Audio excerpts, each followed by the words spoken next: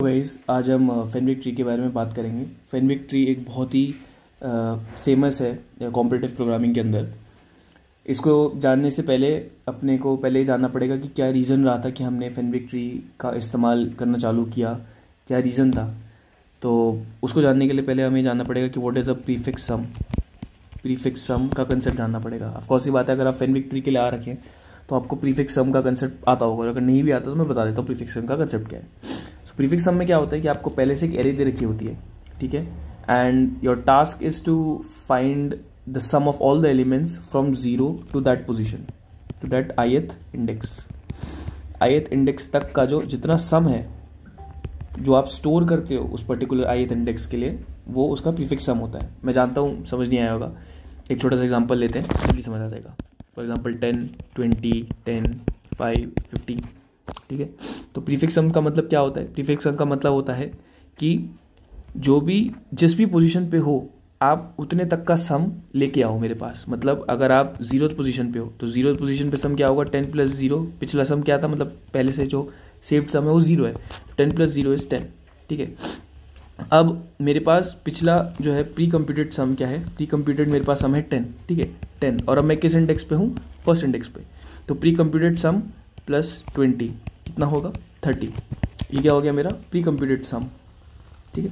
Same अब मैं किस इंडेक्स पे हूँ? अब मैं 0, 1, 2, अब मैं सेकंड इंडेक्स पे हूँ। प्री कंप्यूटेड सम क्या है मेरा? 30। 30 + 10 कितना होगा मेरा? 40, ठीक है। ऐसे क्या होता है, मैं इसकी एरे बना देता हूँ 10, 30, 40 ऐसे करके। अब मैं इसमें अगर सेम इसमें ऐड करता हूँ 3 पे, तो 3 पे क्या होगा? ये प्री कंप्यूटेड सम क्या है मेरा? 40। 40 + 5 कितना होता है मेरा? 45, राइट, 45। अब प्री कंप्यूटेड सम क्या है मेरा? 45। तो 45 + 15, 45 + 15 अगर हम करेंगे तो ये कितना होगा? 1056, 60। तो ये हमारा हुआ 60। तो आपको पता लग गया होगा कि प्रीफिक्स सम क्या होता है। अब हम जानते हैं कि क्या रीज़न रहा कि इवन दो हमारे पास एक प्रीफिक्स सम था, ये सब था, कि फेनविक ट्री का कंसेप्ट आया। अब आप बोलेंगे कि ये तो बहुत आसान है, इट इज़ वेरी इजी, इसमें ऐसा क्या चीज़ है। अब मैं इसमें बोलूँ कि अगर मैं इस इंडेक्स पे बोलूँ +2 कर दो, तो आप बोलेंगे ठीक है, अगर मैं इस इंडेक्स पे +2 कर दूंगा तो 42 हो जाएगा।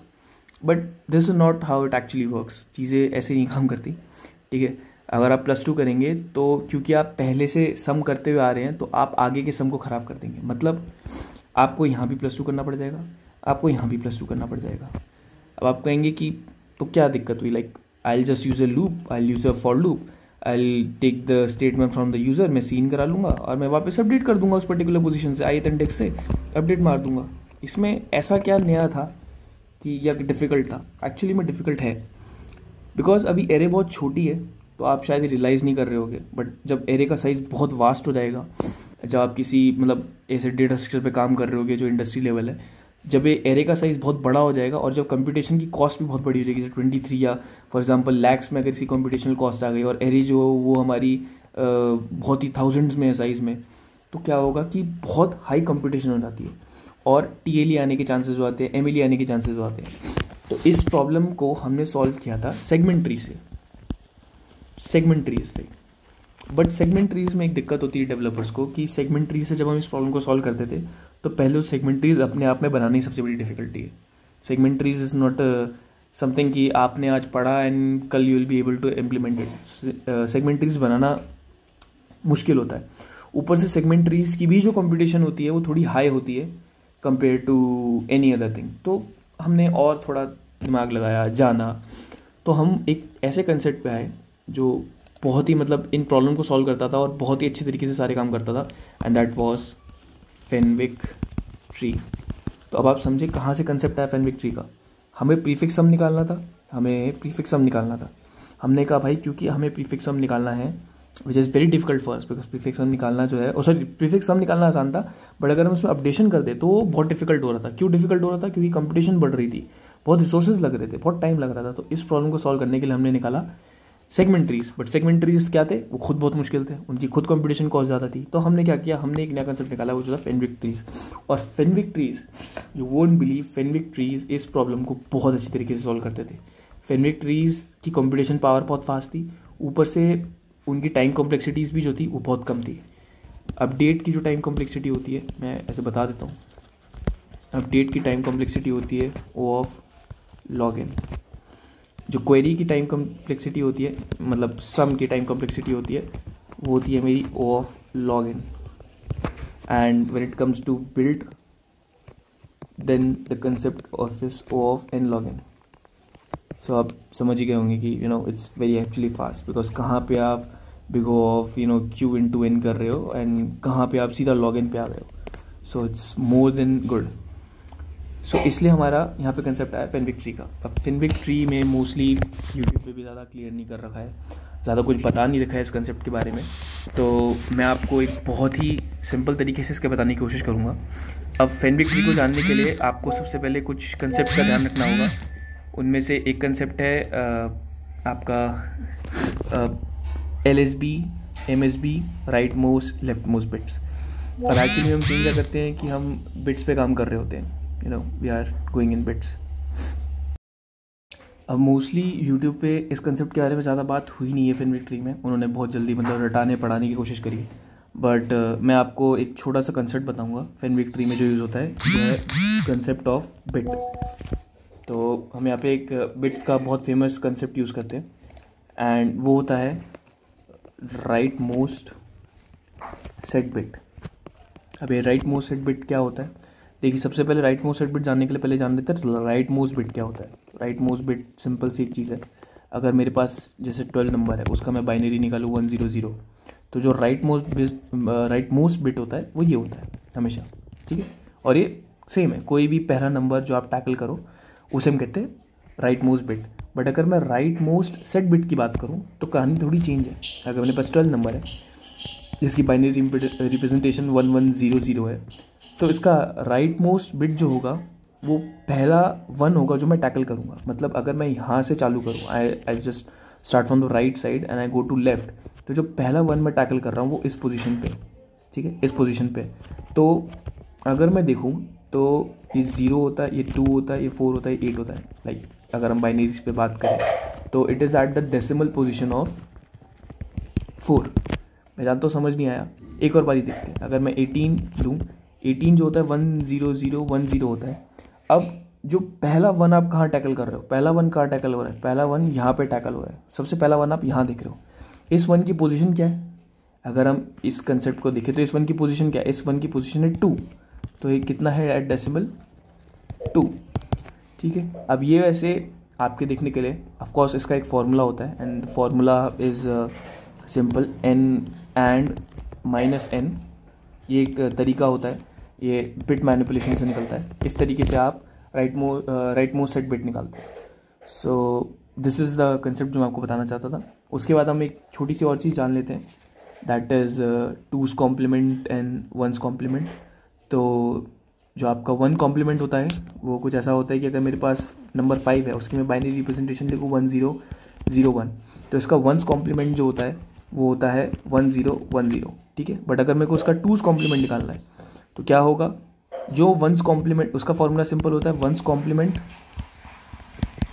+1, कहानी खत्म। अब मेरा 1's कॉम्प्लीमेंट क्या है? 100, तो 1010। इसमें मैं क्या ऐड करूँगा? +1 ऐड करूँगा, तो क्या आएगा? 1011। ये क्या होता है मेरा 2's कॉम्प्लीमेंट। तो आई थिंक आपको राइट मोस्ट बिट के बारे में पता लग गया है, 1's कॉम्प्लीमेंट के बारे में पता लग गया है, 2's कॉम्प्लीमेंट के बारे में पता लग गया है, एंड सेट बिट के बारे में भी आपको पता लग चुका है, right most set bit. So now it's time कि हम आगे बढ़े और धीरे धीरे इस कंसेप्ट को और ढंग से जानें।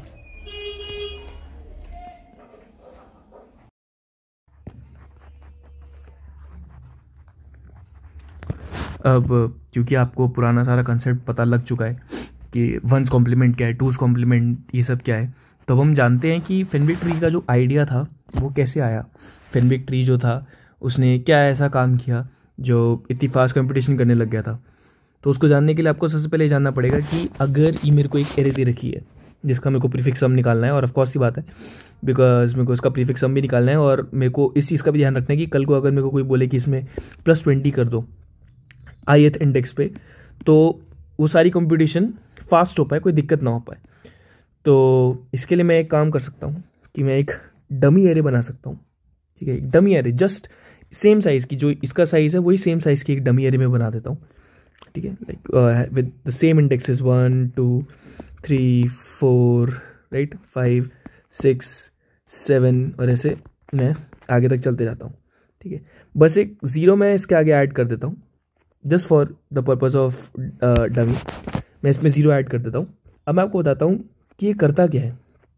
अब नॉर्मली जो प्रीफिक्स सम होता है, जो हमने अपने आगे वाले कंसेप्ट में देखा था कि वो सम स्टोर करता है at particular ith index. At ith index पे जीरो से लेके उस ith पोजीशन तक का जितना सम था वो प्रीफिक्स सम उस पर स्टोर करता है। बट इसमें मैं क्या करता हूँ, इसमें मैं रेंज सेट कर देता हूँ। मैं हर पोजीशन पे एक रेंज सेट कर दूंगा। मैं इसको बोलूँगा कि you will have a start range and you will have a and range. अभी स्टार्ट और एंड रेंज क्या होती है? स्टार्ट और एंड रेंज का मतलब होता है कि यहाँ पे एक इंडेक्स होगी, यहाँ पे भी एक इंडेक्स होगा, दोनों जगह एक इंडेक्स होगा, बट ये दोनों इंडेक्स जो होंगे वो मेरे को एक रेंज बता रहे होंगे। ये रेंज क्या होगी? ये होगी स्टार्टिंग इंडेक्स की रेंज और ये होगी एंडिंग इंडेक्स की रेंज। फॉर एग्जाम्पल, अगर मेरे पास एक ऐसा इंडेक्स है जो 0,2 है, एक पर्टिकुलर एरे की जो रेंज है 0,2, इसका मतलब क्या है कि 0 से लेके 2 तक जो कंप्यूटेशंस है वो उसमें हमने उस पर्टिकुलर उसमें सॉल्व कर रखे हैं। फॉर एग्जांपल, अगर हम इसकी बात करें, अगर इसकी हम रेंज निकालें, इसकी रेंज अगर बाय चांस, जैसे हम एग्जांपल के तौर पे लेते हैं, इसकी रेंज जो आती है 1,3 आती है, तो 1,3 का आने का मतलब क्या होता है? 1,3 का आने का मतलब ये हुआ कि 1 से लेके 3 का जितना सम है, प्रीफिक्स सम है, वो इस पोजीशन पे स्टोर होगा। ठीक है, 1,3 का जितना प्रीफिक्स सम है वो इस पोजीशन पे स्टोर होगा। तो इससे हम करते हैं, बट ये हम कैसे करते हैं और किसकी मदद से करते हैं? ये हम करते हैं अपनी बाइनरी एडिशंस की मदद से। मतलब जैसे 11 है, अगर अपने को 11 को बाइनरी में रिप्रेजेंट करना है, मतलब कंप्यूटर उसको कैसे ऐड करता होगा, तो सिंपल सी बात है, हम क्या कर सकते हैं, 1 + 2 + 8 राइट, इसका सम भी 12 होता है। अपने को अब 12 करना है, तो हम 2 की पावर में हम उसको कैसे कर सकते हैं? अगर हमें 2 की पावर में करना है तो हम 2 की पावर में कैसे कर सकते हैं? 8 + 4 राइट। तो ऐसे करके मैं अपने एडिशंस का ऑपरेशंस करूंगा ताकि ये चीज़ें फास्ट हो। दूसरी, मैं रेंज को कैसे संभालूंगा? मैं रेंज को संभालूंगा इस मदद से कि अब अगर हमें रेंज निकालनी है तो हम इसकी रेंज कैसे निकालेंगे? अगर हम इसको एक डमी मान लेते हैं और अगर हम इसकी रेंज निकालते हैं तो हम एक काम करते हैं कि हम 1 को लेते हैं, ठीक है, और इसका राइट मोस्ट बिट जो है, जो मतलब अपना सेट बिट है, राइट मोस्ट सेट बिट जो है, उसको इन्वर्ट कर देते हैं। फॉर एग्जांपल, अगर हम 1 को रिप्रेजेंट करें तो 1 बाइनरी में कैसे रिप्रेजेंट होगा? 1। हम इसको उल्टा कर देंगे तो क्या हो जाएगा? 0। ठीक है, अब बस जो भी हमारा आंसर आया उसमें हम +1 कर देंगे। मैं फिर से समझाता हूँ क्या करना है। फॉर एग्जाम्पल, हम 2 लेते हैं राइट, हमने 2 को लिया। 2 बाइनरी में कैसा दिखता होगा हमारा? 2 बाइनरी में जो है हमारा 1 0, ठीक है, 1 0 जो है वो 2 मेरा बाइनरी में दिखता है। अब मैं क्या करता हूँ कि मैं राइट मोस्ट सेट बिट जो है उसको मैं कॉम्प्लीमेंट कर देता हूँ, उसको मैं उल्टा कर देता हूँ, तो क्या हो जाएगा? 0 0। अब 0 0 अगर मैं करूँगा तो 0 0 क्या होता है? 0 होता है, 0 0 0 होता है राइट। फिर से देखो 2 है, मैंने उसकी बाइनरी रिप्रेजेंटेशन ली 1 0। मैंने कहा राइट मोस्ट बिट, मतलब पहला 1 जो मैं टैकल करता हूँ वो रहा ये, इसको कॉम्प्लीमेंट कर दो, इसको 0 कर दो, उसको इन्वर्ट कर दो। ठीक है, तो ये 0 0 हो गया, ये किस में चेंज हुआ? 0 0 में। 0 0 का मतलब क्या हुआ? 0। ठीक है, अब जो भी आंसर मेरा आ रहा है ना, उसमें आपको सिर्फ एक काम करना है, वो है +1। कहानी खत्म। The last thing you will do is to add +1 to everything. तो इससे क्या होगा? मेरे को चीज़ पता लगी 1 राइट। तो मतलब जो 2 है वो कितने से कितने की रेंज रखेगा? वो रखेगा 1 से लेके 2 तक। समझ आई? 1 से लेके 2 तक। तो एक चीज़ हमेशा रखना कि जो लास्ट रेंज होगी, जो मतलब रेंज होती है, रेंज कहाँ से लेके कहाँ तक होती है? ith इंडेक्स जहाँ पे आप खड़े हो, ith पोजीशन जो उसकी ओरिजिनल पोजीशन है, ठीक है, और ये होती है कंप्यूटेशन से जो आप निकालते हो राइट।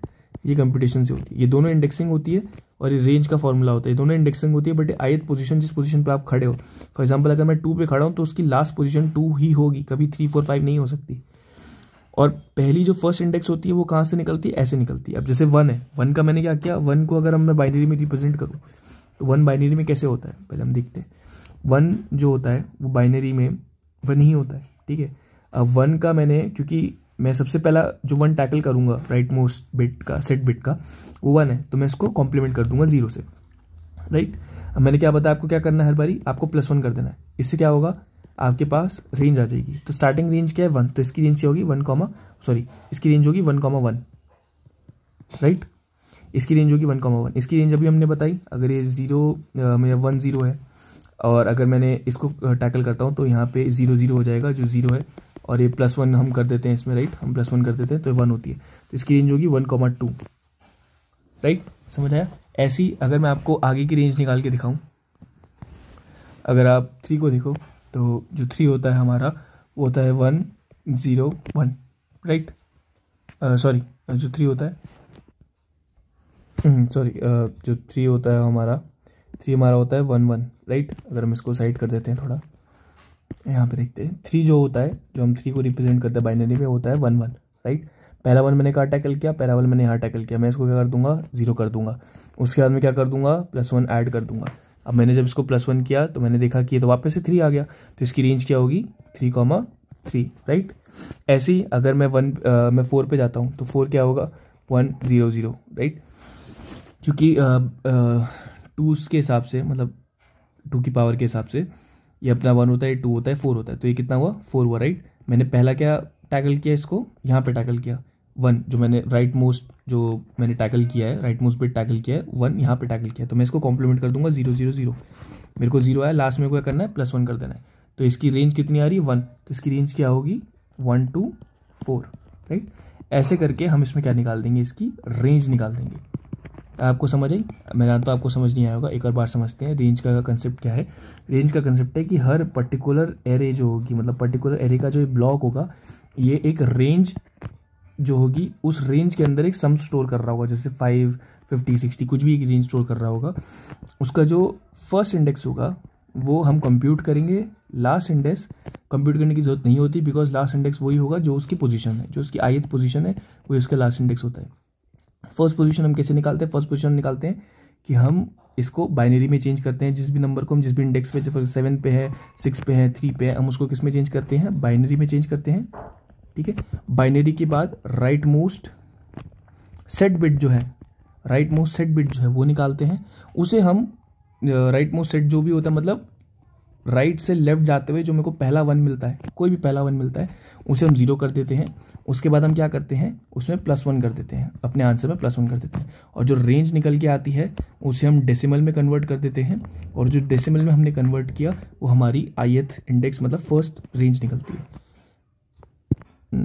फर्स्ट रेंज निकलती है। तो ऐसे करके हम इसमें रेंज निकालते हैं, राइट। तो अब आप लोगों ने देख लिया होगा इस कंसेप्ट के बारे में, तो अब हम एक सोचते हैं कि ये सब कुछ नहीं, इसको हम हटा देते हैं, राइट। और इसको हटाने के बाद हम एक चीज़ जानते हैं कि अब इसमें सब में हम 0 रख देते हैं एज अ डमी, राइट। हमने इन सब में डैश डैश डैश डैश 0 रख दिया। अब सीन क्या हो रहा है, अब हम अपने मेन कंसेप्ट में आते हैं। अब सीन क्या है, अब आप कहेंगे रेंज तो निकल आई, बट ऑफकोर्स की बात है, अगर मैं कल को चेंजेस करूंगा, अगर मैं जैसे 1 to 4 है यहाँ पे, 1 to 4 तक के सम है यहाँ पे स्टोर, अगर मैं चेंज करूंगा तो मेरे को ये सब भी चेंज करना पड़ेगा, तो एक तरीके से मैं एक्स्ट्रा कंप्यूटेशन ही तो कर रहा हूँ, लाइक मेरे को कोई फ़ायदा नहीं दिख रहा है इसमें, है ना। ये तो बस एक रेंज निकली है जस्ट, इसके अलावा मेरे को क्या फ़ायदा है। अगर मेरे को कल को कंप्यूटेशन करनी पड़ी तो मेरे को उस पर्टिकुलर जगह जाना पड़ेगा, ढूंढना पड़ेगा, वापस से फॉर लूप चलाना पड़ेगा, ये सब करना पड़ेगा। येस, अब यहाँ पे फेनविक ट्री का कोर कंसेप्ट आता है। फेनविक ट्री का कोर कंसेप्ट क्या कहता है, फेनविक ट्री का कोर कंसेप्ट कहता है कि आपको 3 पॉइंट का ध्यान रखना है। ये 3 पॉइंट जो होंगे आपके सारे काम कर देंगे। पहला क्या है, 2s का कॉम्प्लीमेंट करना है, and with original number and add to original number, कहानी खत्म। आपको 2s का कॉम्प्लीमेंट करना है, आपको ऐड करना है ओरिजिनल नंबर के साथ, और फिर उसी ओरिजिनल नंबर के साथ ऐड कर देना है, एंड दैट्स हाउ आप आगे के फर्दर कॉम्पिटिशन्स भी संभाल लोगे, और जितने अपडेट्स हैं उन्हें भी संभाल लोगे बहुत आराम से। बट मैं जानता हूँ कि ऑफकोर्स सी बात है, ये थोड़ा डिफिकल्ट लग रहा होगा कि बार बार 2s कॉम्प्लीमेंट करो, ये करो, ये करो। ये मोस्टली ऑपरेशन काम आता है हमारा अपडेशन के लिए। फॉर एग्जांपल अगर हमें अपडेशन करनी है तो ये कंसेप्ट हमारा बहुत काम आता है, बट हम कोडिंग में इसको ऐसे लिखते हैं, इनटू आई, ये करके, ये एंड है, sorry for my pattern writing, ये आई है। तो ये सेम कंसेप्ट है जो मैंने ऊपर बताया, and this helps in updation. ये एक बहुत छोटा सा फॉर्मूला है जो हमारा अपडेशन में काम करता है, and with help of this हम बहुत आसानी से अपडेशन कर लेते हैं। एंड यही नहीं, ये इस चीज़ का भी ध्यान रखना है फॉर्मूला कि अगर कोई भी चीज़ किसी से रिलेटेड है, फॉर एग्जांपल अगर जैसे ये 1 से लेके 1 की रेंज का स्टोर कर रहा है and this is storing from 1 to 4 और मेरे को 1 पे अपडेशन करनी है, मेरे को 1 पे अपडेशन करनी है, तो ये इस चीज़ का ध्यान रखिएगा कि जो जो 1 से कनेक्टेड है, फॉर एग्जांपल ये 1 से कनेक्टेड है, ये 1 से कनेक्टेड है, ये 1 से कनेक्टेड है, इन सब में अपने आप अपडेशन हो जाए and this updation happens because of this formula. ये फार्मूला बहुत आसानी से, ना कि जहाँ अपडेशन करना है वहाँ करता है, बट फर्दर जितनी और इंडेक्सेस हैं जहाँ पे हमारा प्री कंप्यूटेड सम जो है उस पोजीशन से आया, मतलब अगर मैंने 1 पे कुछ चेंज किया, मतलब मैंने एक ऐसे एरे में चेंज किया जो 1 से लेके 4 की रेंज में थी, तो 1 से लेके 4 की रेंज में जितने हमारे और रेंजेस हैं उन सब में अपडेशन हो जाता है इस फॉर्मूले की मदद से। And this is very fast because आप देख सकते हैं ये बिट मैनिपुलेशन है, तो बिट मैनिपुलेशन से ऑफकोर्स चीज़ें बहुत फास्ट आती है and this all operation happens in log of n. सब कुछ फॉर्मूले पे ही डिपेंड करता है, वो सिर्फ कंसेप्ट था जो मैंने आपको वहाँ बताया। तो हम सबसे पहले अपना कोड करना चालू करते हैं। हैश इंक्लूड iostream वेक्टर, हम अपना iostream और वेक्टर डाल देते हैं। मेनली कोड ही सबसे इम्पोर्टेंट है, कंसेप्ट तो करते करते आ ही जाते हैं, कोड इज समथिंग जो आना थोड़ा वो होता है। अब हम एक काम करते हैं, हम एक क्लास बना लेते हैं फिनविक की क्लास बना लेते हैं हम उसमें फिनविक ट्री। ओके, और हम क्या करते हैं कि इस क्लास के अंदर एक वेक्टर बना लेते हैं, एक वेक्टर, ठीक है, एक ट्री नाम का वेक्टर बना लेते हैं और एक इंडेक्स। हम एक काम करते हैं कि इस क्लास के अंदर ही हम चाहते हैं और इसके अंदर अब हम एक पब्लिक में बना लेते हैं जिसको हर बंदा एक्सेस कर पाए। वो है फिनविक ट्री का कोड, जहाँ से फिनविक ट्री हमारा बनेगा। मतलब मैं एक तरीके से चाहता हूँ कि एक कंस्ट्रक्टर बन जाए। कंस्ट्रक्टर क्यों चाह रहा हूँ मैं इसमें? मैं चाह रहा हूँ कि बस यूज़र को साइज़ देना पड़े, मतलब ये रही मेरे एरे जिसमें सब कुछ स्टोर होगा, ठीक है। मैं इसको ये करके BIT कर देता हूँ बिकॉज वो बाइनरी इंडेक्स ट्रीज ही होते हैं, तो BIT से आपको ज़्यादा आसान पड़ेगा। एन मैंने ले रखा है जो मैं साइज़ के लिए लूँगा, जो भी साइज़ यूज़र डालेगा उसके लिए। पब्लिक में मैंने इसको डाल रखा है। फिनविक ट्री मैंने कंस्ट्रक्टर इसलिए लिया ताकि यूज़र सिर्फ साइज़ डाले और फिनविक ट्री एक डमी फिनविक ट्री उसी टाइम बन जाए, उसको मैनुअली बनाने की जरूरत ना पड़े। तो मैंने कहा n is equals to size, right, and BIT dot assign जो है मेरा होगा n + 1, 0, राइट। तो मैंने एक कंस्ट्रक्टर बना दिया है, ठीक है। अब हम इसमें करेंगे void update int index comma int value, right. और अब हम इसमें करेंगे while अब ये कौन सा फंक्शन है पहले जान लेते हैं। ये फंक्शन है अपडेट का, हम सारी कहानी ही अपडेट की थी, तो ये फंक्शन अपडेट का है, तो हम अपडेट पे ज़्यादा ध्यान देंगे बिकॉज ऑफकोर्स ही बात है, हमने इतना ज़्यादा ताम झाम जो प्रीफिक्स सम था उसकी बजाय हमने सेगमेंट ट्रीज की बजाय हमने अगर फिनविक ट्री लिया तो उसके पीछे का रीज़न ही अपडेट था। तो हम ये चीज़ याद रखेंगे कि जो इंडेक्स है that should be less than equal to size. अब इसका रीज़न क्या है कि मैं इसको कम कर रहा हूँ, उसका रीज़न ये है कि कहीं आउट ऑफ बाउंड ना चला जाए। मतलब जब अपडेशन हो रही है तो मेरे को इस चीज़ का हमेशा ध्यान रखना है कि वो आउट ऑफ बाउंड्री ना चला जाए। जैसे मैंने आपको बताया था कि फॉर्मूला क्या ध्यान रखता है, वो जो फॉर्मूला अभी जस्ट आपने पीछे देखा था वो ये बता रहा था कि वो एक सर्टेन रेंज में रहे, वो उससे बाहर ना जाए। वो खुद ही फाइंड आउट कर लेगा कि कौन सी रेंज को अपडेट करना है, कौन सी चीज़ को अपडेट करना है। मैं इस पे इंडेक्स जो है इसमें ऐड करूँगा वैल्यू को, ठीक है। कौन सी बातें मैं यहाँ प्रीफिक्स सम्स कर रहा हूँ तो मैं उसमें ऐड करूँगा और वही सेम फॉर्मूला जो मैंने आपको पीछे बताया था, वही सेम फॉर्मूला यहाँ पे हमने ऐड किया है। एंड जो है हमारा माइनस इंडेक्स, तो हमारा ये हो गया, ठीक है। अब मैं सेम इसको कॉपी कर लेता हूँ क्वेरी के लिए, सेम कोड होने वाला है, बस कंप्यूटेशंस चेंज होंगी। यहाँ पे इसको मैं क्वेरी कर देता हूँ, राइट, फॉर्मेटिंग करके क्वेरी कर देता हूँ। क्वेरी पे मेरे को बस ये ध्यान रखना है कि there should be a sum in sum, because जितना सम अभी तक आपने कंप्यूट किया है वो मुझे पता रहे। इंडेक्स अब मेरा पीछे से चालू होगा। द रीज़न बिहाइंड मैं पीछे से क्यों चालू कर रहा हूँ इज़ बिकॉज मैं उसे ज़्यादा सेफ समझता हूँ। मेरे को जीरो से चालू करके उस इंडेक्स तक जाना है, सॉरी मतलब मेरे को जीरो से इंडेक्स करके उस इंडेक्स तक जाना है। मतलब कि अगर मेरे को किसी ने बोला कि फोर्थ पोजीशन तक सम निकाल के लाओ, तो जीरो से तो चालू करेंगे ना भाई, फोर्थ पोजीशन से चालू करेंगे तो 0 1 2 3 4 ऐसे करके, तो वो करके मैं यहाँ से इंडेक्सिंग लेके आऊँगा। अब इसके अंदर के कंसेप्ट में क्या करना है आपको, बिट यहाँ पे दे रखा है, इसको हम हटा देंगे, इसको हटा के ऐसे कर देंगे सम प्लस जो हमारा हो रखा है और बिट ऑफ इंडेक्स। मतलब कि भाई तुम्हारा उस एरे के अंदर जो भी आंसर स्टोर है वो मेरे को लेके आओ और ऐड करो। सम क्या कर रहा है, सम मैंने एक सम लिया है जो अभी 0 है, ठीक है। ये क्या कर रहा है, ये कह रहा है कि भाई मेरे को जितनी रेंज मिली है, मेरे को जितनी रेंज मिली है उसके 0 से चलोगे उसकी रेंज तक जाओ, ठीक है, उसकी रेंज तक जाओ और उस इंडेक्स से जो भी नंबर है उसको उठा के सम में ऐड कर दो। मतलब उस इंडेक्स में जो भी नंबर है उसको ऐड कर दो। अब ये फॉर्मूला क्या कर रहा है, ये फॉर्मूला इंस्टेड कि वो हर एक एक इंडेक्स पे जाए, इंस्टेड कि वो हर एक एक इंडेक्स पे जाए, ये फॉर्मूला सिर्फ कह रहा है कि जो इंडेक्स आपसे रिलेटेड है, जो आपकी रेंज में है इंडेक्सेस, सिर्फ उसी इंडेक्सेस में जाओ, उनके सम लेके आओ। इससे मेरी कंपटीशन बहुत ही कम हो गई जो लॉग इन में पहुंच गई है। तो हमने इसको ये किया और हम उसको करते हैं रिटर्न सम। मैं फिर से एक बार समझा देता हूँ कि कैसे चल रहा है। मैंने एक क्लास बनाई है, ठीक है, बिकॉज हम नीट काम करते हैं तो हमने एक क्लास बनाई है।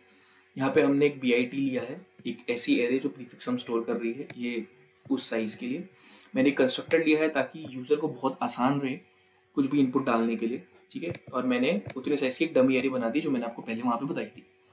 अब मैंने दो फंक्शन बनाए हैं, जो है क्वेरी का और एक अपडेट का। अपडेट का काम है उसको अपडेट करना, क्वेरी का काम है वहाँ से जो भी सम है उसको लेके आना, ठीक है। तो इसको हम इंट कर देते हैं, हमारा यहाँ पे एरर आ सकता है, ठीक है। अब अपडेट क्या कर रहा है, अपडेट BIT के अंदर वैल्यू डाल रहा है और मतलब इस एरे के अंदर वैल्यू डाल रहा है, मतलब उस पोजीशन पे, एरे की उस पोजीशन पे वैल्यू डाल रहा है। और ये जो है मेन, ये क्या कर रहा है, ये उस पर्टिकुलर इंडेक्सेस पे जा रहा है जो उससे रिलेटेड है, जो उनसे रिलेटेड है। फिर क्वेरी क्या कर रहा है, ये सम अभी मैंने 0 कर रखा है, ये क्या करेगा, ये हर उस इंडेक्स पे जाएगा, वहां से सम लेके आएगा, पर कौन से इंडेक्स से सम लेके आएगा, जो उससे रिलेटेड है। जब मेरे को किसी ने इंडेक्स दी और जब को मेरे को किसी ने वैल्यू दी, तो मैं इस चीज़ का बहुत ध्यान रखूंगा। आई मीन जब मेरे को सिर्फ इंडेक्स मिला तो मैं इसका बहुत ध्यान रखूंगा कि मैं उस पर्टिकुलर रेंज से सब कुछ लेके आऊँ।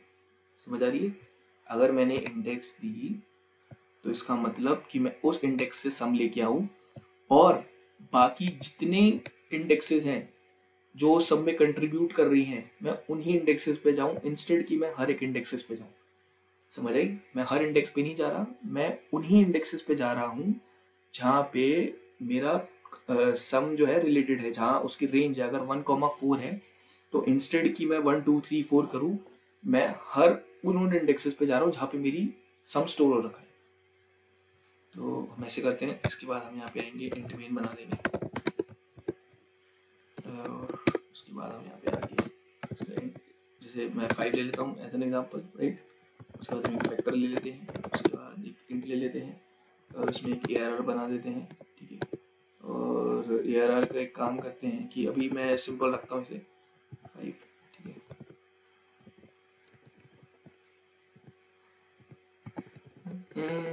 सॉरी, ये डालना है, इसको हमने ये किया। अब फिनविक ट्री को मैंने यहाँ पे ये किया, एक ऑब्जेक्ट नाम का मैंने इसमें एक बनाया और इन मैंने इसमें डाल दिया। अब मैं क्या करूँगा, अब मैं कर रहा हूँ कि for int i equals to 0 मैं यहाँ पे करूँगा कि जो मेरा ऑब्जेक्ट है अपडेट जो है मेरा, वो i+1 ARR ऑफ i। ये क्या कर रहा है, ये अपडेट में काम कर रहा है। मतलब अगर मेरे को, अब आप देख रहे हैं ना यहाँ पे, ये उस पर्टिकुलर इंडेक्सेस पे जा रहा है। मैंने i+1 क्यों किया, क्योंकि मैंने आपको भी बताया कि मैंने एक डमी ले रखी है जो 0 से चालू हो रही है। तो ARR ऑफ i मतलब उस पर्टिकुलर वैल्यूज पे जाके उसे अपडेट कर देगा। यहाँ पे इंडेक्स है और वैल्यूज है, तो इसके अंदर मेरे इंडेक्स भी चले जाएंगे, वैल्यूज भी आ जाएंगी। इसके बाद मैं क्या करूँगा, इसके बाद मैं कहूँगा कि भाई देखो सिंपल सी बात है, सी आउट हो जाओ आप,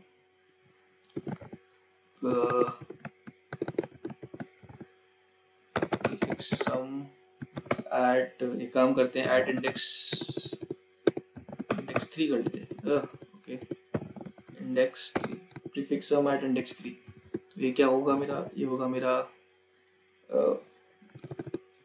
ऑब्जेक्ट डॉट क्वेरी, राइट, और मैं इसे लेके आ जाऊँगा, राइट।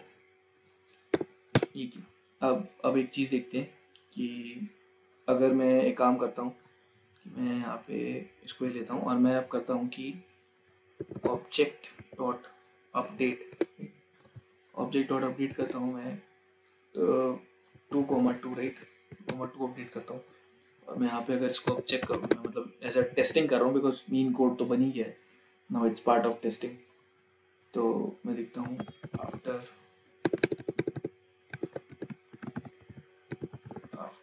अपडेट,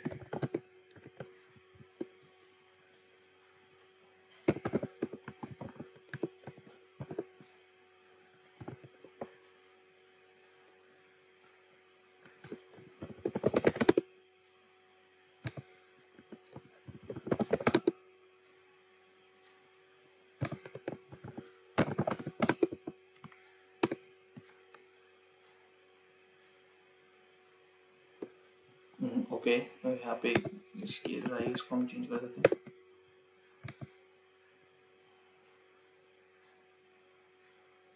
हैं। सॉरी मेरा लैपटॉप थोड़ा स्लो हो रखा है, इट्स नॉट दैट फास्ट।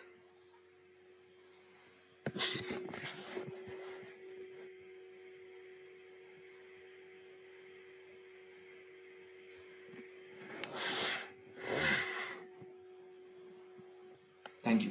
और वैसे एक जस्ट सम अप करना है तो मैं वापस एक सम अप कर देता हूँ बिकॉज ऑफकोर्स ही बात है, ये बहुत ही डिफिकल्ट कंसेप्ट है, एक बारी में शायद आएगा भी नहीं, 100 वीडियोस देखने के बाद भी शायद ढंग से ना आए।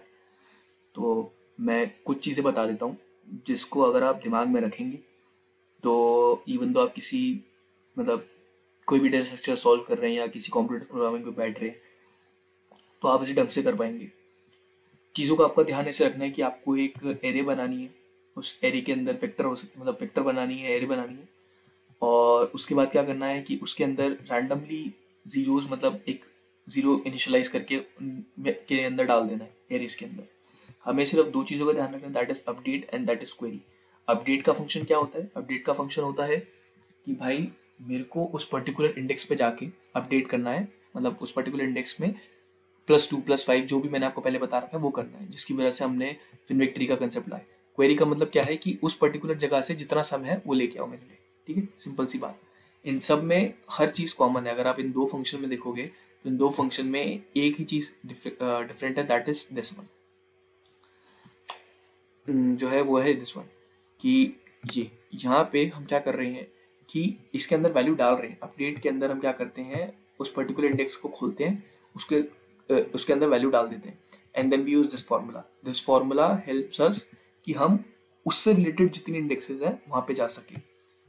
क्वेरी में हम क्या करते हैं, क्वेरी से हम क्या करते हैं, उस पर्टिकुलर इंडेक्स से सम निकालते हैं, इधर हम सम डालते हैं, इधर से हम सम निकालते हैं, और इसके अंदर क्या करते हैं, ये वाला फॉर्मूला यूज करते हैं। ये क्या कर रहा है, ये पीछे जा रहा है, ये बैकवर्ड जा रहा है, ये क्या कर रहा है कि उन पर्टिकुलर इंडेक्सेस पे जा रहा है जो रिलेटेड है और बाकी इंडेक्सेस को इग्नोर मार रहा है।